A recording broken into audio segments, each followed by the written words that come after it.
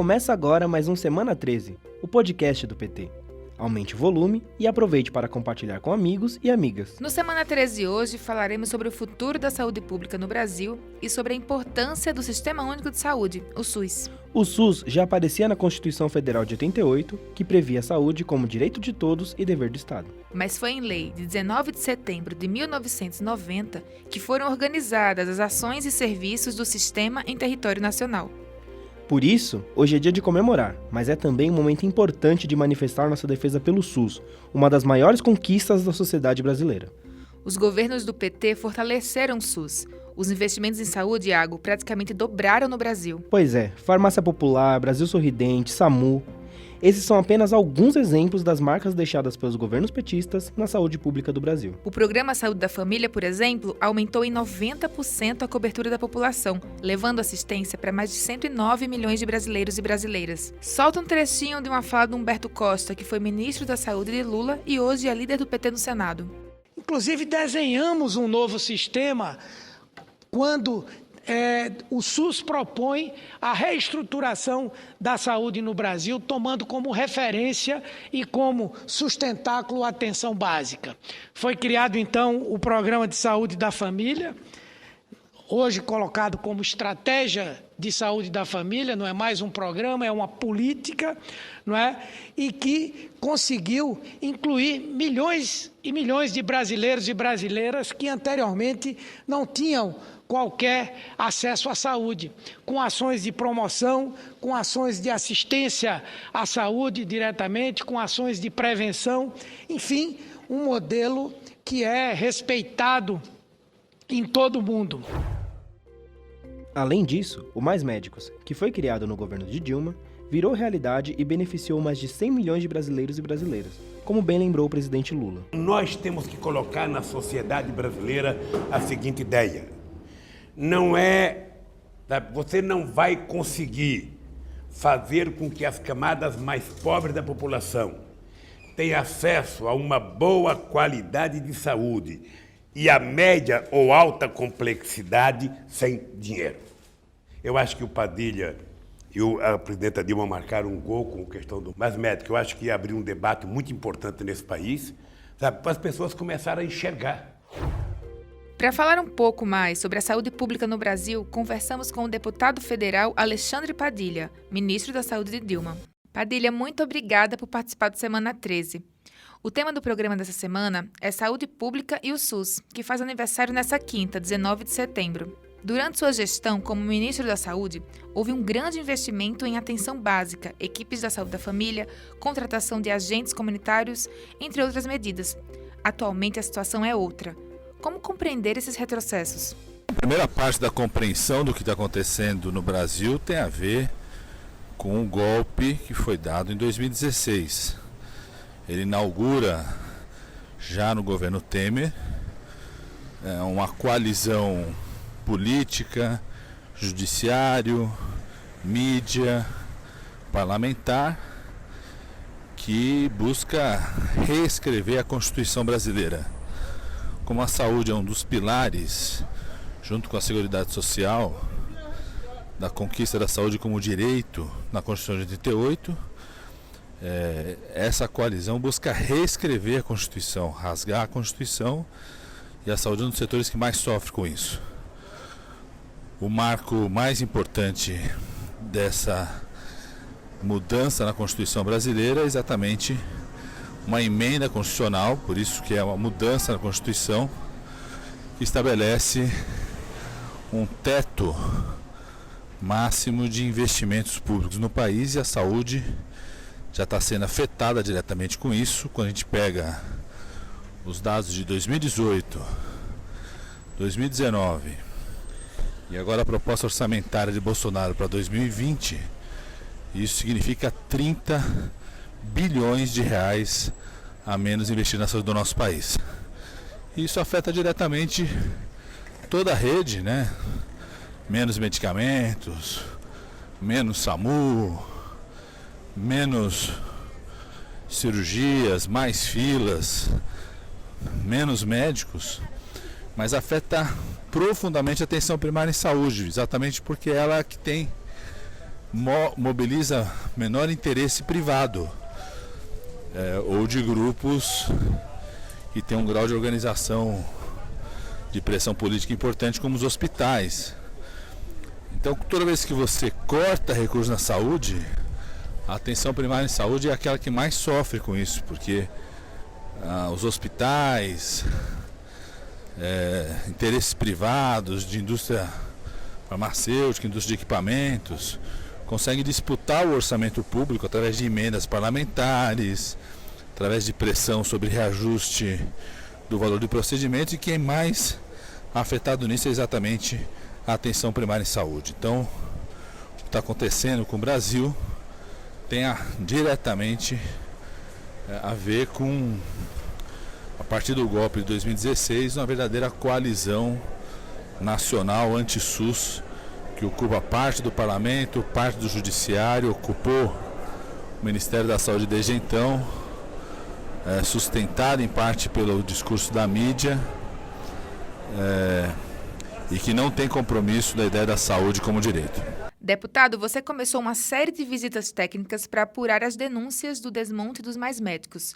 Isso foi essa semana agora. Como um dos idealizadores do projeto, pode nos falar um pouco sobre a diferença entre ele e o Médicos pelo Brasil proposto por Bolsonaro? É muito grave o que está acontecendo com Mais Médicos. Desde quando o Bolsonaro tomou a decisão de fazer críticas, injúrias, agressões aos médicos e médicas cubanas, na prática inviabilizando a parceria com a OPAS, Organização Pan-Americana de Saúde, com o Ministério da Saúde de Cuba, nós tivemos um profundo esvaziamento no atendimento no programa.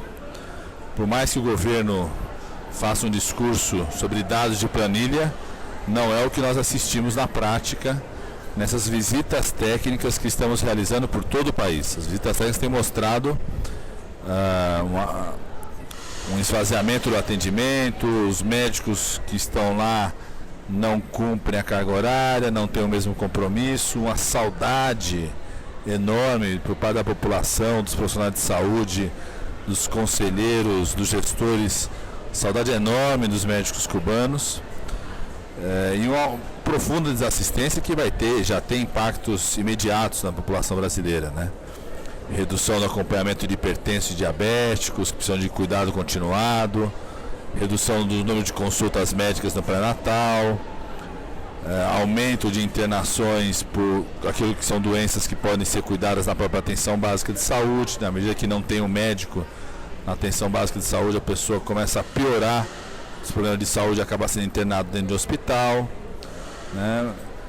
E a proposta que o Bolsonaro apresentou do Médicos pelo Brasil não dá conta, da forma original como ele encaminhou, de cobrir essas áreas, até porque ela despreza desde o começo os médicos formados fora do Brasil, não aposta na parceria com médicos cubanos, e propõe algo muito grave na sua proposta original, que é retirar a cobertura das periferias das grandes cidades, das regiões metropolitanas, com o discurso de que essas grandes cidades não precisam de médicos e médicas, não precisam do apoio do governo federal para ter médicos e médicas.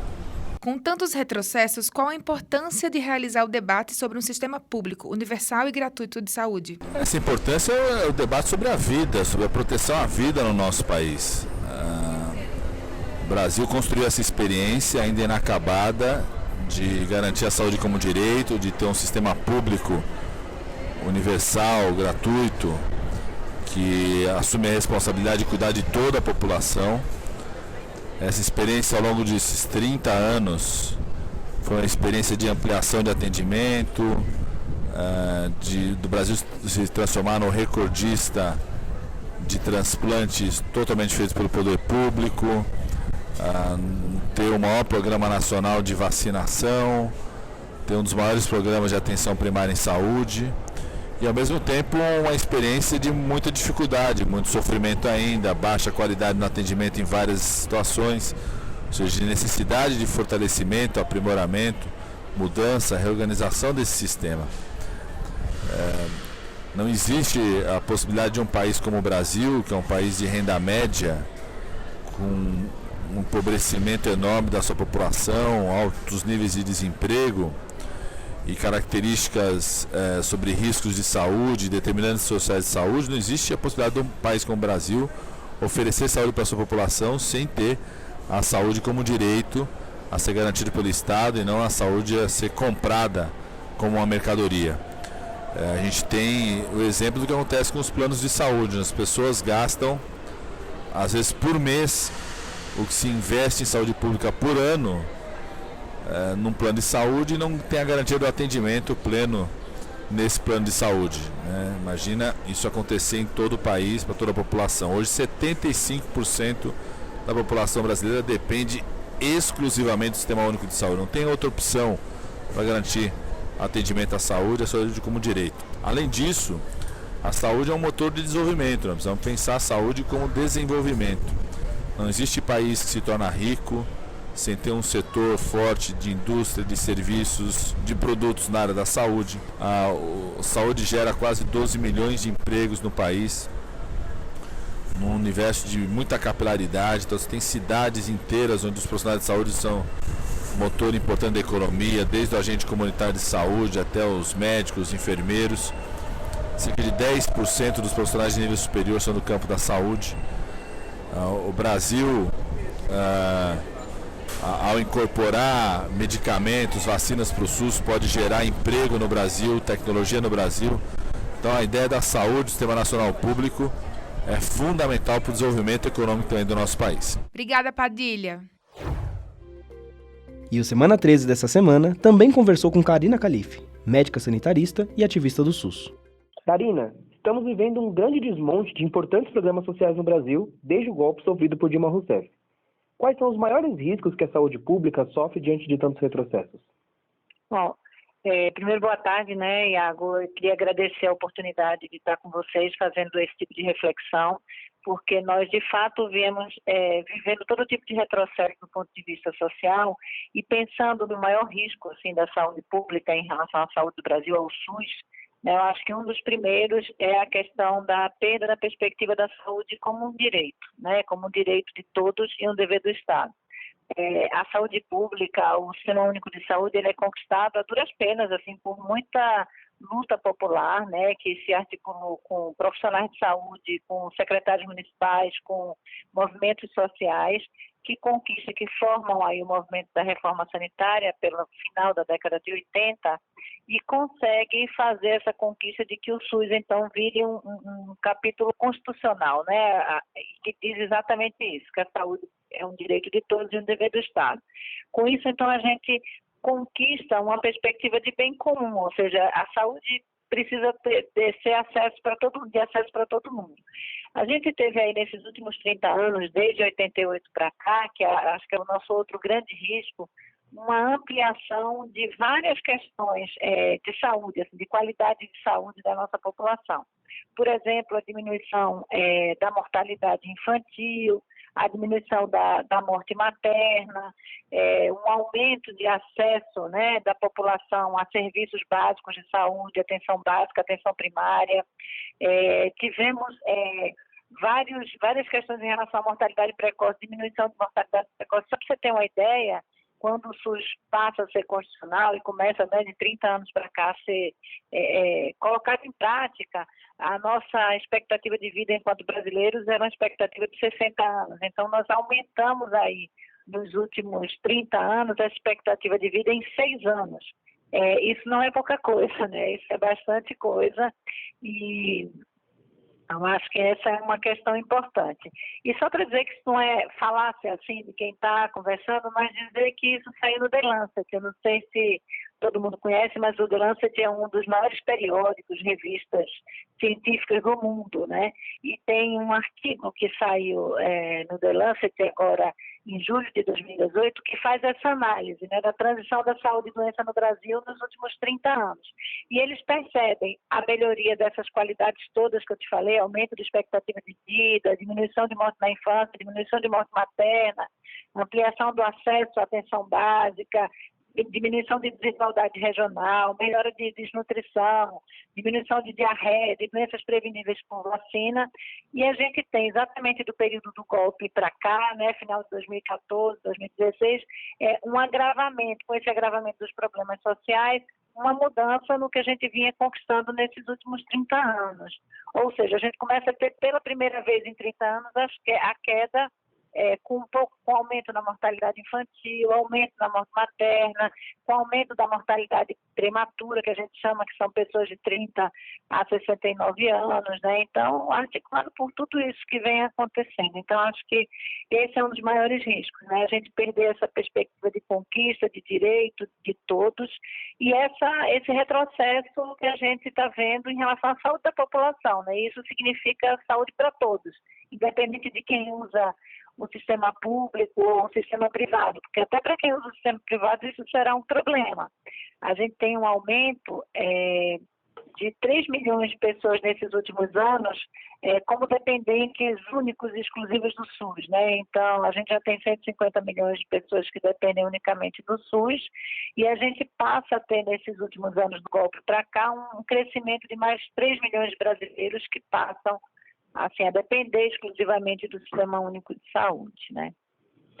Agora, então, sabendo que o SUS é uma conquista popular que garante a saúde pública como direito constitucional, eu queria que você comentasse por que a expansão da privatização da saúde ameaça o SUS. Porque ela exatamente essa expansão da privatização, ela vai ter outra lógica. Então, você sai da lógica do bem comum, ou seja, que todos merecem o direito à saúde, toda a vida vale a pena, vamos dizer assim, né? Para uma vinculação à possibilidade da resposta às necessidades de saúde do ponto de vista capitalista e financeiro, ou seja, eu tenho saúde se eu pagar pela saúde, né? Então, a privatização vai fazer com que a desigualdade ela aumente ainda mais. Veja, tem algumas taxas, por exemplo, eu falei para você que nos últimos 30 anos nós diminuímos as taxas de mortalidade infantil. Esse é um indicador de saúde que no mundo inteiro fala da qualidade, né, da vida da população e tal. A mortalidade infantil está diretamente ligada a taxas de desemprego. Assim como várias outras coisas. Você imagine que quanto menos acesso eu tenho, quanto mais a crise se dá, quanto mais eu preciso pagar por isso, mais distante eu estarei de uma saúde de qualidade, menos acesso eu terei. Né? Exatamente, quem mais precisa de saúde, quem você acha que é? Quem tem menos recurso, né? Quem pode dar uma comida menos adequada para os seus filhos, quem tem mais dificuldades do ponto de vista das questões de higiene, do cuidado de poder ir até uma unidade e fazer uma vacinação. Então, essa privatização, ela muda a lógica para que merece ter saúde quem pode pagar. Né? E você perde essa perspectiva de bem comum e perde também algumas coisas que são do campo da saúde coletiva. Por exemplo, garantir vacina para todos. A gente está vendo agora uma crise de sarampo, né? Uma epidemia de sarampo, que tem a ver já com essa diminuição dos recursos investidos no SUS. Por exemplo, você diminui uma busca ativa, você diminui a possibilidade de distribuição de vacina para todo mundo, de garantir um bloqueio. Isso tem, do ponto de vista da perspectiva de direito, dentro do SUS, da saúde pública, para todo mundo. Não interessa se você pode ou não pagar por isso, né? Isso é um direito e um dever do Estado. E quando você privatiza, você passa a ter outros interesses.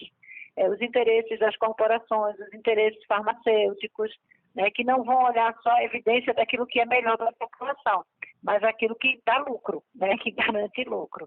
Então, eu acho que esse é um dos grandes problemas. E também não olhar a regionalização, a necessidade diferente no mesmo município, por exemplo, como São Paulo, que você tem lugares que precisam mais que outros, ou pensando o Brasil como um todo, essa diferença também, desigualdade acontecerá, né?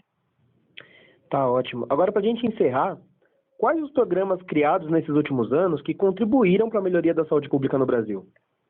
Olha, primeiro eu acho que é isso, o próprio SUS, né? Existir como direito de todos, como dever do Estado. Mas eu vou te levantar alguns que eu acho que são fundamentais. Primeiro, eu acho que a estratégia de saúde da família, que é um dos projetos bem importantes, do ponto de vista da construção e do investimento na atenção básica, na atenção primária, ampliando o acesso, ou seja, levando saúde para todos nos locais onde as pessoas mais precisavam e menos tinham acesso, né? Quanto mais interiorizado, quanto mais, então, pior era o acesso à saúde. Muitas pessoas nunca tinham visto isso. Então, com o incremento também da saúde como uma equipe, não só médico-centrada, mas incluindo o enfermeiro, o agente comunitário de saúde, que é morador da região. E falando disso, eu não poderia te falar de um programa mais recente que se articula com essa estratégia de ampliação da atenção básica, da atenção primária, que foi o programa Mais Médicos, que eu acho que também trouxe, a partir da limitação de profissionais que a gente tinha para ir para os lugares mais difíceis, mais distantes, com menos condições, que a gente pôde ter um investimento e o acesso à saúde, o atendimento médico para a população, né? Por exemplo, até às vezes a gente pensa, isso foi lá só no interior. Não. Aqui em São Paulo, na região que eu coordenei por um tempo, por exemplo, eu tinha regiões como Sapopemba que a gente não conseguia ter médico há 7 anos e que o programa Mais Médicos pôde ajudar. Uma outra coisa, porque saúde também não é só aquilo que é direto, ou seja, aí você pode pensar em farmácia em casa, né? Farmácia em casa não, desculpa, o acesso à farmácia básica, a garantia de insumos, de recursos, de direito, enfim, de você poder ir numa unidade e ter as medicações gratuitas, né, para hipertensão, para diabetes, para tudo que as pessoas precisassem. Como a saúde também não é só aquilo que é direto na saúde, eu acho que tem um outro programa social que foi fundamental, que é o Bolsa Família, que fez com que as pessoas pudessem sair dessa condição de total pobreza, né? De total não poder alimentar seus filhos, não poder se alimentar de uma forma correta. Então, o Bolsa Família diretamente atinge, melhora, por exemplo, a questão da mortalidade materna e também interferiu em questões que não são tão diretas assim, como, por exemplo, a violência contra a mulher. É muito interessante a gente ter alguns trabalhos em que mulheres saíram de situação de violência podendo receber um recurso, né? Então, esse enfrentamento à violência contra a mulher também é assumido nos últimos anos como algo fundamental. A gente pensando aí desigualdade, gênero e tal.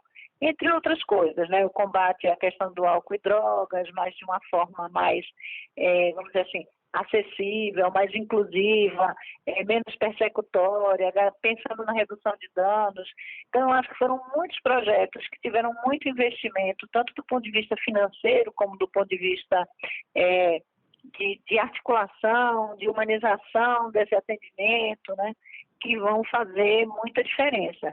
E uma coisa que eu queria te dizer, Iago, é quando você tem a retirada de recursos para o SUS, por exemplo, esse congelamento para os próximos 20 anos, eu queria dizer que o SUS ele já faz, para fazer da vacina ao transplante, o que muitos países fazem com um recurso muito maior per capita, né? Então, enquanto, sei lá, o Reino Unido, a Inglaterra, o Canadá usam em torno de $6 mil habitantes ano, a gente já tinha um subfinanciamento, ou seja, um financiamento menor do que deveria, tinha uma busca muito grande para financiamento, em torno de $700, $800 ano. Então, você imagina que para fazer tudo isso com tão pouco, o SUS era assim, de uma eficácia enorme pela quantidade de consultas e de atenção que tinha. Então, que tem, né, ainda, mas esse recurso, esse corte de recurso, ele não é só assim quantitativo. Você não congela só 20% nos próximos 20 anos, né, mas você também faz um corte qualitativo. Ou seja, por exemplo, tem um dado do Senado Federal que mostra que algo em torno de 61% de recursos que eram para o enfrentamento à violência contra a mulher foram retirados. Talvez em algumas coisas de vigilância, para você poder fazer busca ativa, recursos humanos, até insumos, medicamentos, isso vai fazer com que a gente tenha cada vez mais uma população mais adoecida, mais excluída dessa perspectiva de bem comum e com isso de uma perspectiva de crescimento social mesmo, né, para o nosso país. Tá ótimo, então. Muito obrigado, viu, Karina? Boa tarde. Tá bom. Boa tarde. E o Nordeste entra em ação de novo, meu povo. Os governadores e governadora do Consórcio Nordeste estiveram reunidos nesta segunda-feira, 16, para debater, entre outros temas, propostas para a reforma tributária que tramita no Congresso Nacional. A União dos Governadores do Nordeste conta com políticas públicas articuladas entre os estados, buscando o maior fortalecimento dos programas sociais tão importantes para a população e criando alternativas aos retrocessos de Bolsonaro. Por meio de um documento chamado Carta de Natal, firmado na capital do Rio Grande do Norte, os governadores defendem a captação de investimentos para a região, compras coletivas do consórcio, além de discutirem as concessões e a situação da Petrobras. E o que você não pode deixar de saber. Pessoal, e parece que a farsa golpista acabou. No programa Roda Viva dessa semana, Michel Temer admitiu que o impeachment de Dilma Rousseff foi um golpe. Isso que a gente tem falado desde 2016, né? Mas vamos ouvir um trechinho da entrevista? Ponto é este, eu jamais apoiei ou fiz empenho pelo golpe. Aliás, muito recentemente, o jornal Folha detectou um telefonema que o ex-presidente Lula me deu, onde ele pleiteava e depois esteve comigo para trazer o PMDB para impedir o impedimento. E eu tentei, mas a esta altura eu confesso que a movimentação popular era tão grande, tão intensa, que os partidos já estavam mais ou menos vocacionados, digamos assim, para a ideia do impedimento. Mas veja que até o último momento, e este telefonema do ex-presidente Lula revela exata e precisamente que eu não era, digamos, adepto do golpe. A verdade veio à tona e está mais do que comprovado que nossa presidenta foi vítima de um jogo cruel de interesses, que estava focado no desmonte acelerado do Estado e de toda a nação. Pois é, agora não dá mais pra negar, viu, Marta? Foi golpe, meu povo. E os responsáveis pela Lava Jato, Sérgio Moro e Deltan Dallagnol, terão que explicar sua perseguição política contra Lula. O Conselho Nacional de Direitos Humanos esteve em Curitiba e visitou o presidente esta semana para investigar as graves violações do processo que levou à sua injusta prisão política. Falando nisso, acontece nesse sábado em São Paulo a Plenária Nacional Lula Livre. Comitês e entidades vão se reunir para discutir novos projetos da campanha pela liberdade do Lula. A plenária será no Sindicato dos Metalúrgicos de São Paulo, das 9 às 18 horas. Para saber mais, acesse nosso site oficial www.pt.org.br. E o PT está cada vez mais na mira da imprensa internacional. Essa semana, o presidente Lula foi capa do jornal francês Le Monde Diplomatique e foi entrevistado pelo jornal argentino Página 12. Ouça um trechinho da entrevista. E eu estou aqui para dizer para vocês, a verdade vencerá. Custa o que custar. Demore quanto tempo demorar. Mas o povo brasileiro vai saber a verdade. E saberá que essas pessoas que me acusaram não têm caráter. Utilizaram da justiça para fazer política. Dilma também foi a estrela da vez. Convidada de honra, o discurso da presidenta era um dos mais esperados na Festa da Humanidade em Paris. Porque hoje o Lula representa a luta pela democracia no Brasil. E ele representa a luta pela democracia e, ao mesmo tempo, representa que um outro Brasil é possível, que um outro governo é possível, que um governo que, de fato, volte para a questão da retomada do crescimento econômico, da justiça social, da proteção do meio ambiente e de uma política que leve em consideração os movimentos sociais, o movimento das mulheres, dos negros, dos índios no Brasil. Ele representa essas duas questões, a questão democrática, a questão social. E o Semana 13 de hoje vai ficando por aqui. Obrigada, pessoal. É isso aí. Muita luta e muita resistência pela frente. Lula livre! Lula livre!